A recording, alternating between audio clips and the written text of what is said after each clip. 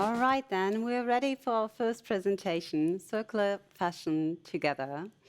We're looking at the concept of cradle to cradle, of a circular economy that doesn't distinguish between a new product and then something that turns into waste at the end of its life, but rather considers everything a valuable resource. Did you know that in Germany, there's actually been a law for that that's been around for some 30 years? It's also got a beautiful term, the Kreislaufwirtschaftsgesetz. And what we'll discuss here is, are we ready to closing the loop on an industrial scale? I'm very happy to have three ladies with me to discuss that concept in depth. It's Thekla Wilkening, Mirela, Slowik, and Friederike Priebe joining me here in the studios. I'd like for you to introduce yourself briefly and then also answer one quick question. What's the first fashion item that you guys ever recycled? And I think we're going to start with Mirela. Hello, everyone. I'm Mirela Slowik. I'm working for the company ISKO, the premium denim ingredient brand. I'm marketing and business development manager for Germany, Switzerland, and Austria. And to answer your question, of course, coming from the denim industry, the denim people have blue blood. So my first recycled or upcycled item was a denim jeans that I cut into shorts and enjoying that as a short pant. Are these still around or have they finally moved? They are in the wardrobe, so unfortunately the size is different, but they are my vintage item, let's say. And you never know what happens in terms of sizing. Sometimes you go back to it and move on to something. Absolutely. So I'm on it. Great. Thank you. Thekla, what about you? Hi, everybody. My name is Thekla Wilkening. I founded Kleiderei, the first rental circular business model, of ownership model for clothes in 2012. Since then, a lot has happened, and now I'm working as a freelance person helping other business models in circularity and sustainability in fashion. I'm a little in a cough, so please excuse my voice, but it had to happen at some time. And the first product I recycled was actually when I was really young. And I remember we were all wearing those skinny jeans, like before they were trendy again, like as kids. And I cut them up at the seam and I put in different materials to have them be flared and be hippie pants. Oh, nice. You fitted them into bell bottoms. I like that. And you can always go back to the skinny fit, right? Yes. Awesome. Friederike, what about you?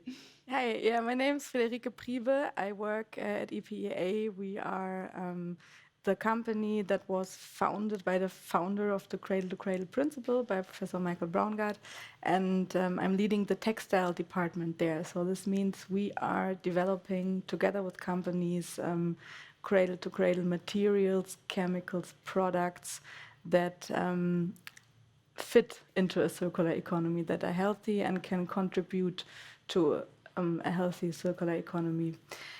And yeah, my first item that I maybe a little bit downcycled, let's call it like that, was, I think, a really, really purposeful needle pillow in kindergarten as a present for my mother, of course.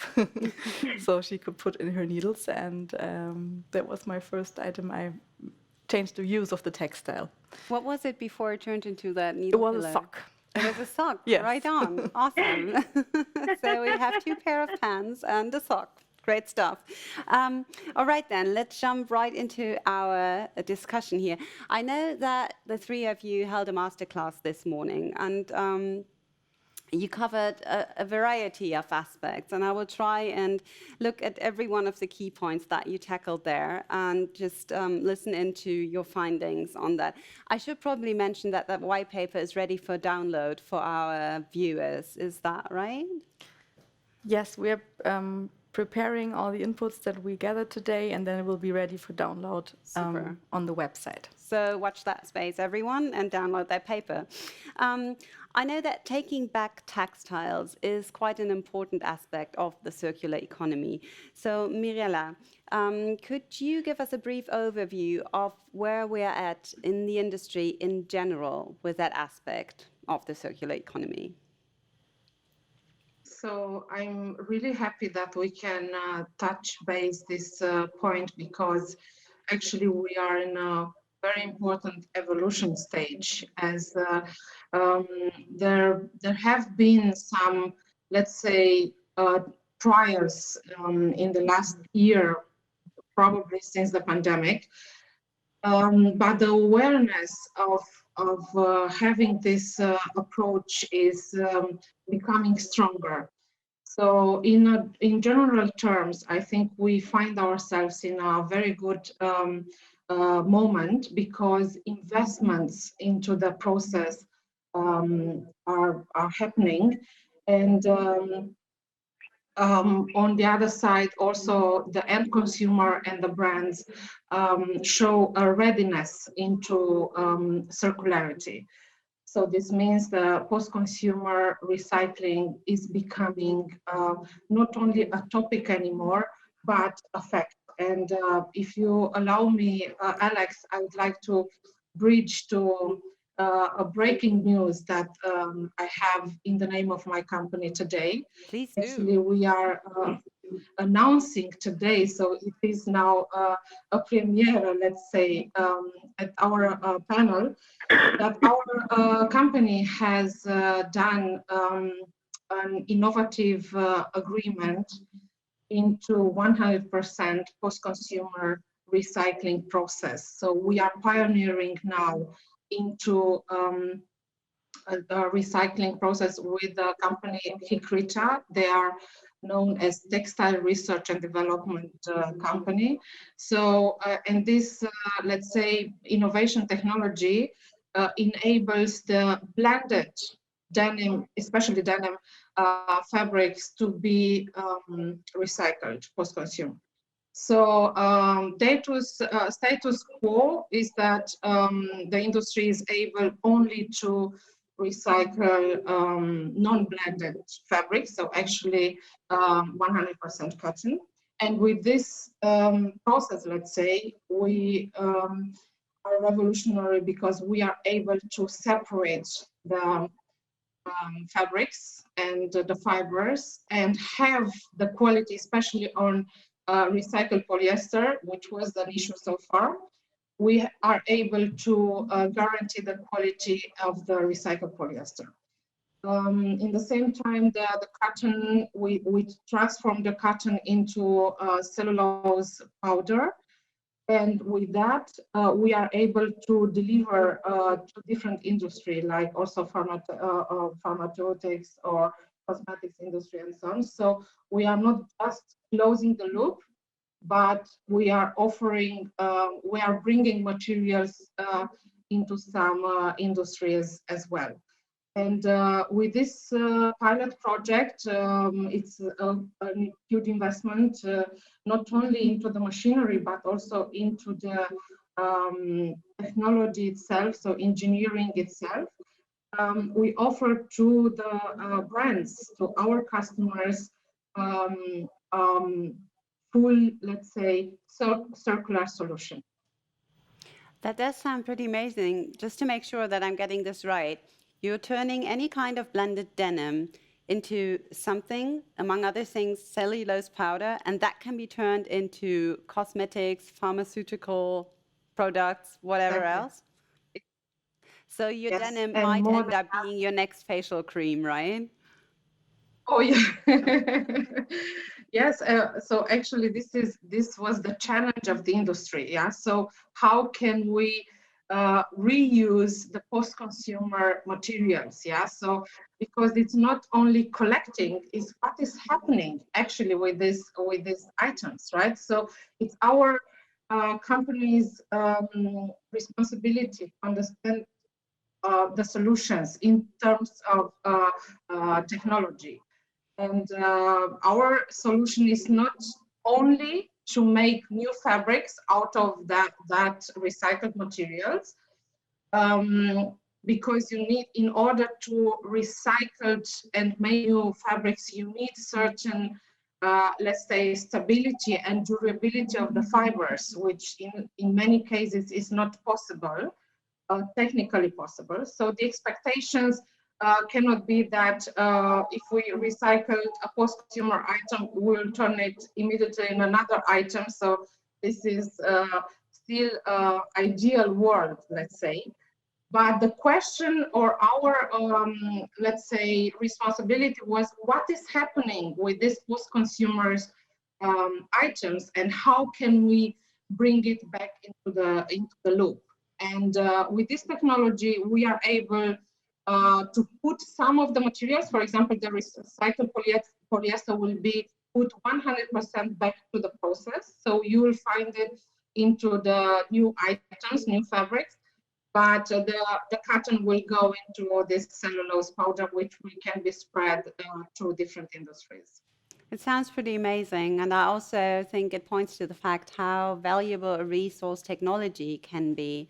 I think another aspect that's quite important is how we can improve things with the help of science. And Friederike, your work at EPEA is pretty much driven by that. You work with chemists, you work with biologists, you work with chemical engineers to actually improve the fabrics and make them a better fit for being reused. From your experience, what would you say is the most visionary thing happening at the moment? I think, like Mirela said, the approach that companies are taking on their product responsibility, so that they really take the step to action to take care of so many information that they normally would leave to the consumer, because today only 1% of all textiles are recycled. That's the fact. So 99% of textiles are not recycled. And this step to really take an action as a company, I think is a action that supports that transition to the circular economy a lot.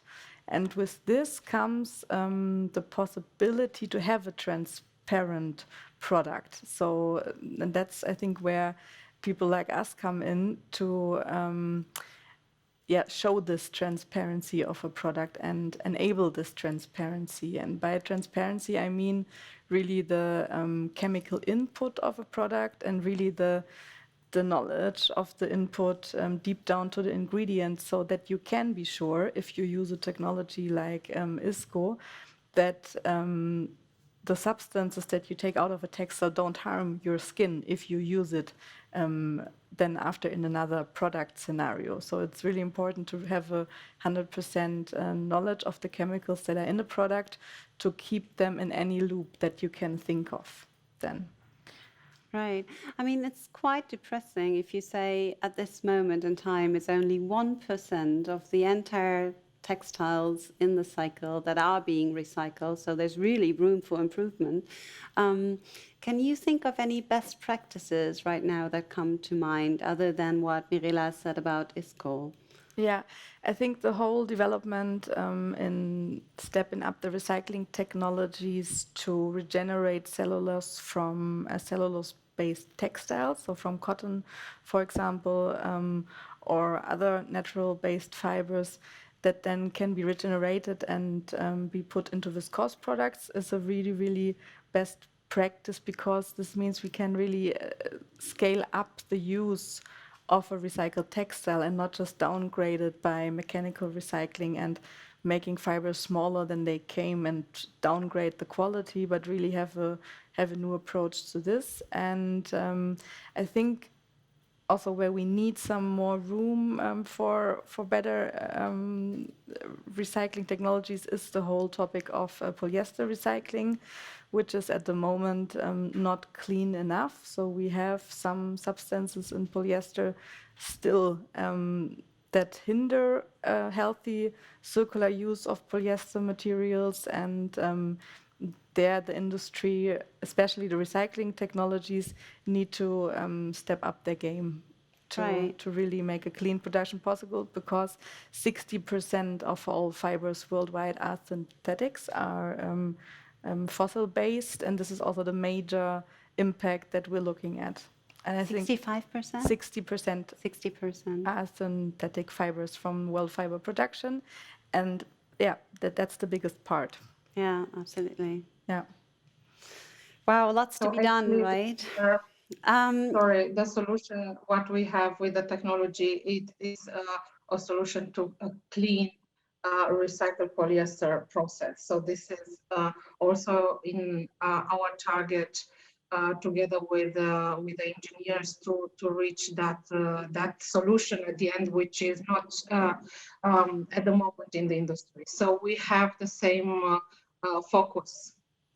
When we look at the denim industry, is it the same percentage of denim available in the market that is blended as the polyesters? Is it 60% of the entire market?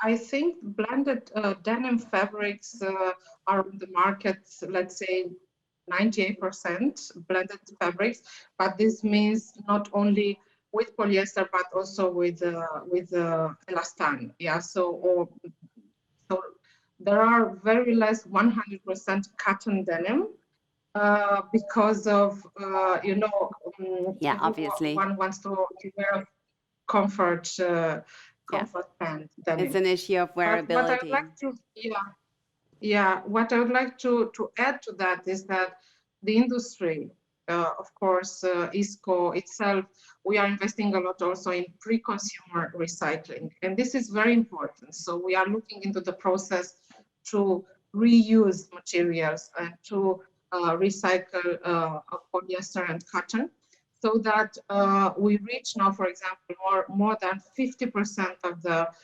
composition that is recycled. So this is something also that comes with responsibility. Once that the post-consumer recycling process is not 100% ready, we need to take responsibility in the process.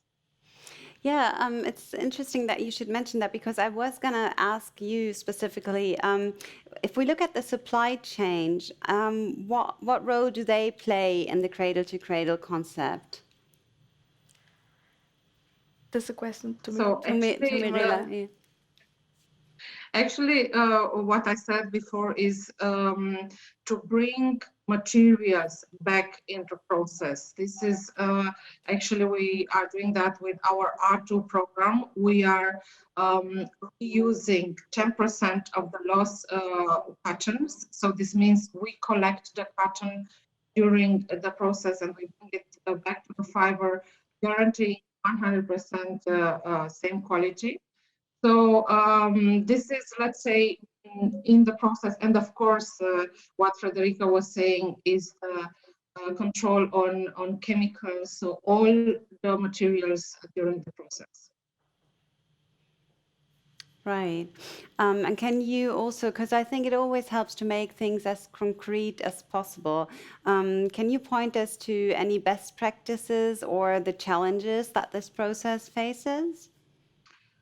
So actually, it's more, I wouldn't say a challenge, but I think it's more of understanding of the market, because still we need, so it's our, let's say, also task of all the people here to educate the industry. So this is a challenge in our point of view, because understanding of reusing materials, so recycling materials, cannot be done 100%, right? So we need to understand the steps that are done, and the fact that we are able to deliver 50% plus, so more than 50% in a composition of a fabric that is pre-consumer recycled, is already a milestone for the industry. But as I said, it's important also that the brands, also the end consumer, understand the investments into reaching that level, because I think the expectations to have 100% recycled materials and so on, it's still ideal. So we are, our challenge is really the know-how and the perception of the market. So when you point to the consumer, that sounds as though the consumer needs to be better educated on the whole. Is that what you're also saying? Yes, we had a very nice discussion this morning during the workshop, is because, you know, the end consumer is cannot identify, let's say, easily sustainability in fashion industry, right? Because we do not have those standards that are recognized by everyone. So it just picks up, right? So each end consumer understands how they want. Of course, organic cotton or that is the easier way, but in the industry there are happening amazing investments and investments into the process, but the end consumer is not able to understand those because they are connected also to certifications. The certifications are a lot. It's like we have a pot of certifications. And the brand is the ambassador of those materials, right? So a brand needs to understand which language they give to the end consumers. So, and of course, the brand is also scared to put a Christmas tree of certifications and so on. So we are still there. That is the gap at the moment. So we as an industry, we invest a lot. ISKO is doing so many also patented technologies and patented processes. But we need these partnerships, let's say. It's not a but, it's an and actually to work together to communicate and educate the end consumer. Yeah, I think that's a really interesting aspect that brands need to step up their game when it comes to storytelling, to really reaching out to the consumer and letting them know what it is that they have to offer with their product. I think that one of the aspects you tackled this morning was also the issue of social fairness. And I think, Thekla, maybe you can comment a little bit on that. How is that important for the cradle-to-cradle business? Oh, and we can't hear you at all. Yeah, I got it. Here you go. I was on mute. Yeah, but obviously, I mean, for me, it is a problem that in the last 10 years of going sustainable, the part of social justice has been so much put into the background in comparison to using organic materials like organic cotton. And I truly believe in all of us this morning that social justice is the most important thing in going towards a sustainable world and towards more fairness.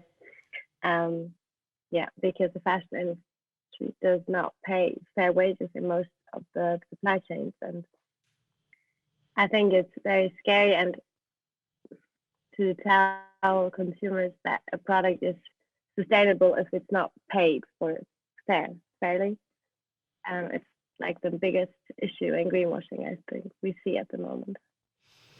Well, I mean, with Kleiderei, you've taken your own steps towards keeping things in the loop for a longer time. When you say that social justice is one of the most important issues that we're facing, I couldn't agree more. Do you see any good examples of where the industry is making a change that you could point us to? And towards working, paying workers, yeah, I mean, there's little examples like Armed Angels are the brands that make sure that they go to work with Fair Wear Foundation and that work on it. But in the big global textiles, you know, there's not enough going on. It's really, I mean, it's really a topic which makes me really sad and angry, actually. Is that something that you discussed this morning as part of your white paper as well? Yeah. We didn't get this for this morning because we actually we had so much to talk, but it's definitely part of our white paper that we need their industry, because I think it's impossible that we can have Freihandelsabkommen with products that were not produced fairly. Right. Friederike, from your point of view, social fairness, is that something that's on your mind as well? Is that, I know that it's within the DNA of EPEA, you know, with the founding member, to have this really constructive approach to any kind of problem that we're facing. So maybe you can tell us a bit about your work at EPEA and where that's trying to make a change in that aspect as well. Yeah. So I think one of the biggest problem in achieving a real social fair textile product is that you have to know where it's coming from, to see the conditions that people are facing when producing that textile. And this is a gap that was closed in the last years to some extent. So in the 70s, for example, when globalization started, it also started that brands selling the products lost the know-how of the local producing sites where their product really is produced. And by laws and regulations, and also by the growth of certification in that area, this transparency, where we have to look at and ask the people, are you working under fair conditions? Are your wages fair? Can you pay your own living? Can you save money for a better life after work? So is this everything possible? This is just possible because we know where the textiles are made. And the side effect of producing a cradle-to-cradle textile is that you need to get down to the last intermediate product. You need to know it to have any assessment for cradle-to-cradle. So you can ask that question at the right places, and this helps a lot. Also for companies to get back this know-how that was lost along the way in a fragmented supply chain, and get it back to their product, and then implement also and ask the questions, do the right people earn the right money for their work that is then sold for a much higher price in a very different market, in a very different country. And how do you go about that at EPEA? Do you travel to the producing countries and speak to the suppliers there? Yeah, for every product that we look at, we do a site visit. So this means one scientist from our side goes there, has a talk, an overview about the production site, about the different production processes, stages, so how the textile is really made, because this is also influencing the assessment. So it's depending if I put a chemical with my bare hands into the chemical process, or if I have personal protection equipment with me that protects me from the potential harm that a chemical could do. And this leads then also to another assessment. So cradle-to-cradle assessment is really context related. It really asks the question to the very own context and use scenario of a product. And with textiles, there comes this big issues of that you can't really manage them. Brands, for example, we talked about product responsibility from brands, but it's really hard for a brand to tell or educate their consumer and then make sure that the consumer really is doing exactly this, or not just thinking in another way and giving the textile away as a present and the information is lost, what to do with it after that. So with textiles and cradle-to-cradle comes the big challenge of not really having that control where the textiles go, and cradle-to-cradle has the answer there that if you are facing products that you can't control, they need to be suitable for a biological system. So no matter where they end up, they would not harm the environment or human beings. Mm-hmm. And in the best case, be a nutritious product, be a nutrient for the biological cycle. So have that. And this is, I think, for textiles today, that are made today, that are thought today,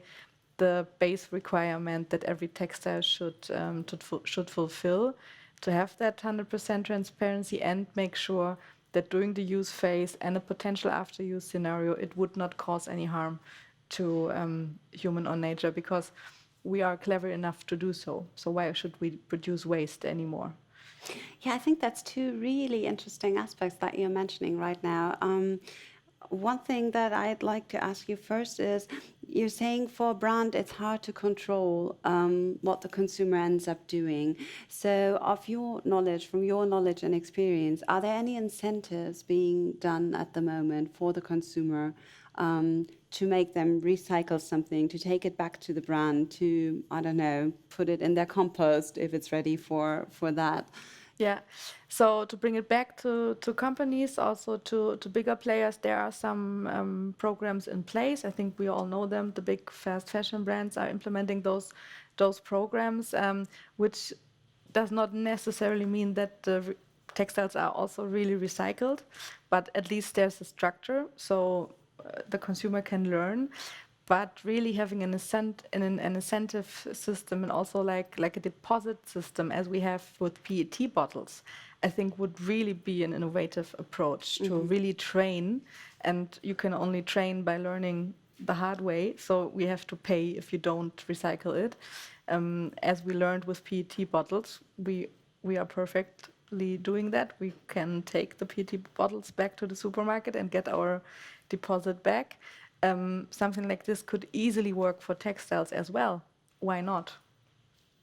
Yeah, that would need regulative action, right? From politics, from legislation to make that happen. That's not something that the brands can go through on their own entirely. I think establishing a deposit system could be done by any brand, but of course regulations would support it in a major way and accelerate a lot. And then there's another thing that you mentioned that I thought was quite interesting. I think at this moment in time, we're looking at a wealth of material innovation. We have synthetic silks, we have banana tags, we have pineapple leather and whatnot. And I sometimes find myself thinking, you know, if we look at mobility, we have cars going e-mobile, yet we don't know how to get rid of the batteries. Sometimes I'm wondering, all that great fabric innovation, is that going to lead to another problem like the plastic problem is posing right now? Or are we right on track in developing new fabrics that are really thought through from start of life to end of life? Yeah, I think first of all you have to state that there's no such thing as a circular material or a good material, because you always have to ask the question, in what context is it used and what inputs does it have. So you could easily have a vegan leather coated with a synthetic coating, being based on a pineapple fiber, for example.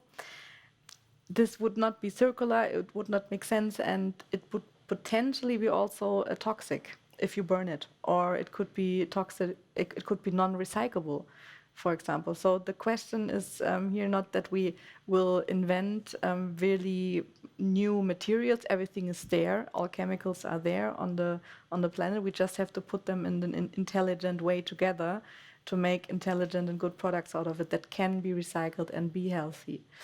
So I think we're all looking for that one sustainable or circular materials, and we are also always very open to have better production inputs for different materials. But in general, you just need to know what's in it and if it makes sense for the product that you use it for. Should there be more of a joint effort when it comes to developing new materials and good materials? Because I think innovation is happening all over the place, but it's not really combined into one think tank, one force of action, but everyone's kind of cooking their own little broth in a way. Yeah.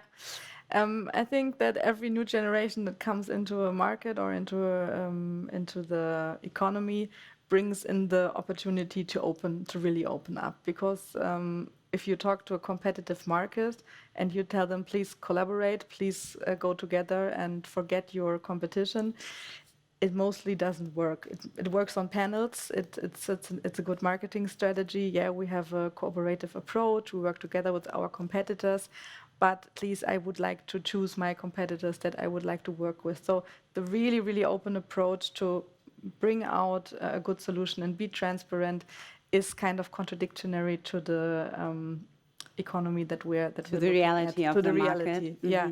So we try to help the supply chains to provide that transparency, so that and we try to reframe that competition. So you don't compete in price or time, but you compete in the transparency and in the cradleability of a product. If you have your product ready to be suitable, to be a suitable component for the circular economy, then maybe competition also helps there a bit. So I think if competition is used in the right way, it can also support a good transition.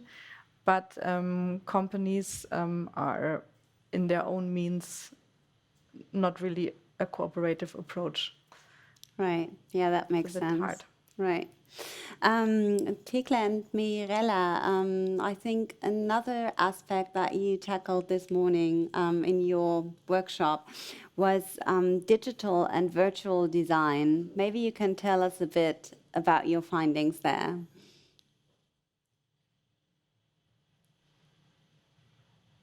We don't hear you. Yeah, sorry. Yes, we talked about actually two directions, and one is I can do the consumer side, the fun side, and then Mirela can talk about what from the business side, where digital techniques can come in. And I basically love the idea of digital virtual clothing to I don't know, like in a Zoom call right now, like have a different scarf than I'm wearing right now, just by using different filters, and to make clothing accessible in a digital way for everybody democratically. And I know it has some downsides of technical energy and stuff, but we said this morning we would discuss it without any boundaries, without coming from, oh my God, using so much technique is not sustainable as well. But we just thought it would be so cool if you could change your outfit, and if this whole fast fashion game could be played in a different way, but just changing your outfit in a digital way for social media like Instagram or Zoom, which is new now to the game, but still, you know, you need different outfits for every Zoom call, or you feel you need different outfits for every Zoom call. Yeah, and that's what we discussed. And we had Kim on board. She's from 3 Embassy. She's also in the conference on other places, so you can hear her talk. And she designs virtual fashion, and it's really cool to see how it works. And yeah, I'm very excited about this, and I think it's a cool attempt to make fashion as wild and as, in German you would say, unverantwortungsvoll, as it actually should be at some point. And where we are right now, it is very hard to really have fun with fashion. And well, I mean, it's so that would be the consumer side. A technology that's going to save resources in one way, and then you also pointed to the downside that it does take up a lot of energy. But I mean, maybe we can invent ourselves out of that dilemma at some point, so that it really opens up this new space for creativity and fashion, and really for fashion to be all about what it is now, self-expression, fun, and whatnot. So actually, the digitalization is a very important milestone for us as well. In relation to sustainability, because we've learned during this pandemic. We analyzed, first of all, how can we shorten the process, and so the waste, but also the material. So we do not consider ourselves only a supplier, but a service provider. So in these terms, we have invested into a digital platform, digital showroom, which is an amazing customer experience, right? To explore the products, the technologies, all the features, and so on. So, but this is also part of the education. You remember we were talking about that on sustainability. So, how can we implement the digital platform into the relationship with the customer? Of course, the designers and product managers are used to touch and feel. So the digitalization into the industry has also challenges. But with that, we reduce, of course, the huge amount of samples yeah, so of prototypes, and we downsize, as we were saying here, these samplings, and we put it in swatches, so in a smaller material, still that the customers can have something in their hand. But it is in our vision, let's say, to be an example on the market and try to give to our customers the digital experience. It's a process again, so we need to learn out of that. We need to see how we can improve. But the most important point is that the company is ready to invest, and actually this is something that the industry or the fashion market needs to understand. The investment into digitalization, because it cannot be only from our side, it needs to be done from all the sides, especially the brands and so on. So also that our system connects to each other and so on. So that is also a process. Thank you. I think you've really covered a lot of interesting aspects in your workshop and in this presentation today. I think everyone should stay tuned and find that white paper for download once you put it up. I'll keep in mind that really brand ambassadorship is quite important to get the consumer in a position of knowledge about what kind of innovation is actually going on. I think the idea of a deposit system that could be established by the brands is a great idea. And I'm also thinking that the idea of a combined effort by everyone is really quite important. And then the investment into digitalization, that's also something we should really push for. Thank you guys for joining me here at the studio and via video. Thekla, all the best for your little head cold.